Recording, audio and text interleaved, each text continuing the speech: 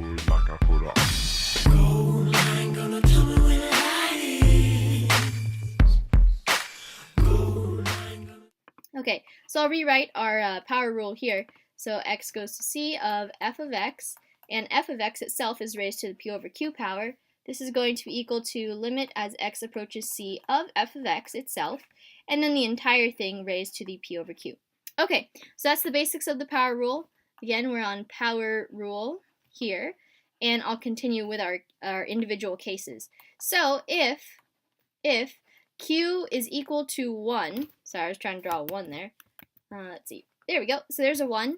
Then what we actually get is that limit as x goes to c of f of x, there's a weird bracket there, weird parenthesis, then that would be p over q, which is now 1, so p over 1. So it's just a p, right?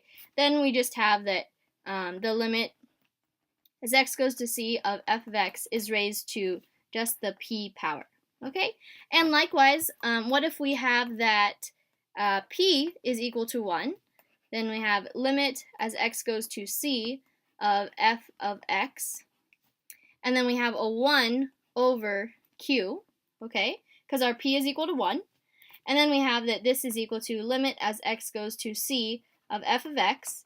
And now, instead of just writing 1 over q, I'm just going to write this as a root of some sort. So the q root. It could be a 2, a 3, or whatever, okay? All right, so now, and also, relating to this last one here, if p equals 1, so we also have this same thing arises if q is even. Just a reminder, if q is even, then we're going to assume that the limit as x approaches c of f of x is a non-negative value, okay? Because we don't want a negative inside of a square or a fourth root or a sixth root or anything like that. Any kind of even root. Okay. So now we have one last one down here, and I think I can, well, I'll just continue on the next slide so I don't have to squish it in.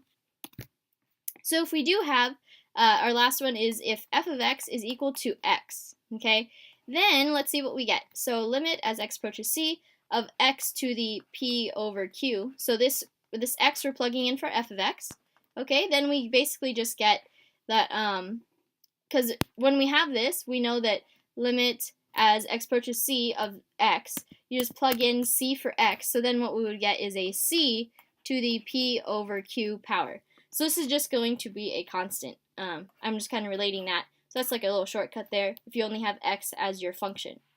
Okay, and then one last thing to note is that numbers 1 and 3, so the sum, that was a really weird U, hold on here, sum and product laws, so the sum and product laws are valid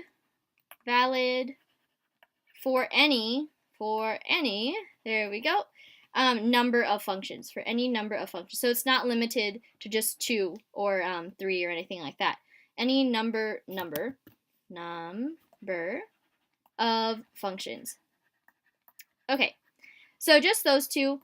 Like, for example, it wouldn't apply to the quotient rule, or the quotient law, because you can only divide 2 functions, basically, at one time, anyways. And so, anyways, yeah, this is just something important to note.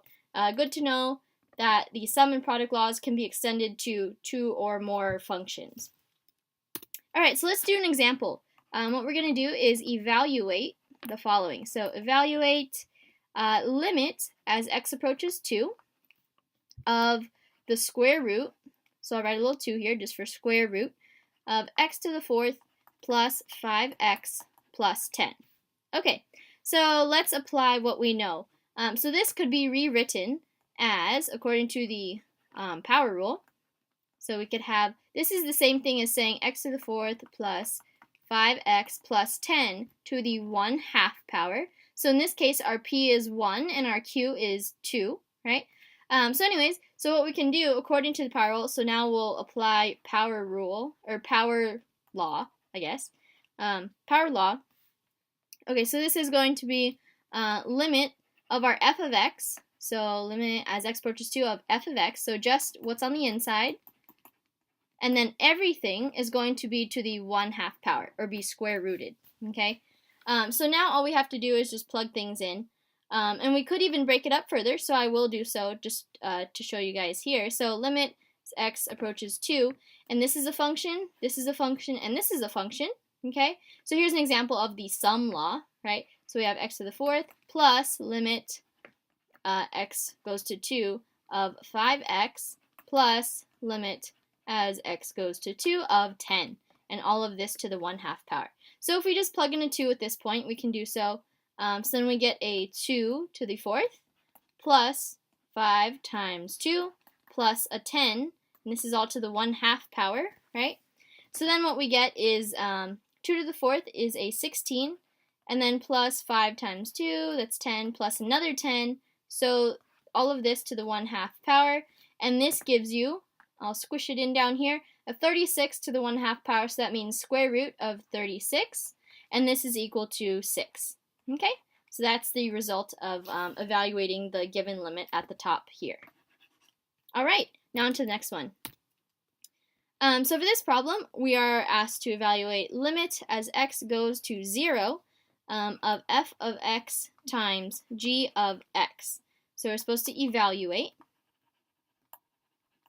if, and we're given initial conditions here, or not initial conditions, but the actual functions. So f of x is equal to x to the -1, and g of x is equal to x, okay?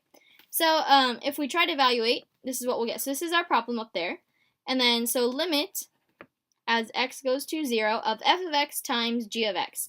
So that's going to be f of x, so we're going to plug in an x to the -1 power, and then times g of x, so we're going to plug in an x for g of x. Okay, so this is going to be equal to limit as x goes to 0 of 1 over x, because that's x to the -1, times an x over 1.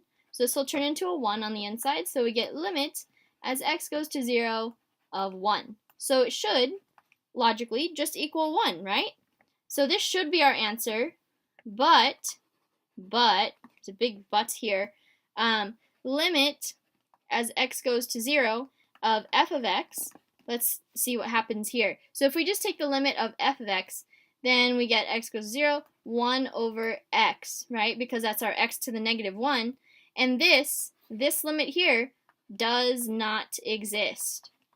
Okay, because then if we plugged in 0 for x here, we get 1 over 0, which is undefined. So, because one of our individual limits does not exist, the product law that we just used above, the product law cannot be applied. Cannot be applied. Okay, so that basically means that 1, although it looks very nice and it works out quite conveniently, this is not our answer. So right now we cannot apply the product law, so we don't know the exact limit, and it doesn't exist as far as we can tell. Alright, so that does it for the concepts video on basic limit laws. I hope that helps, and good luck on homework.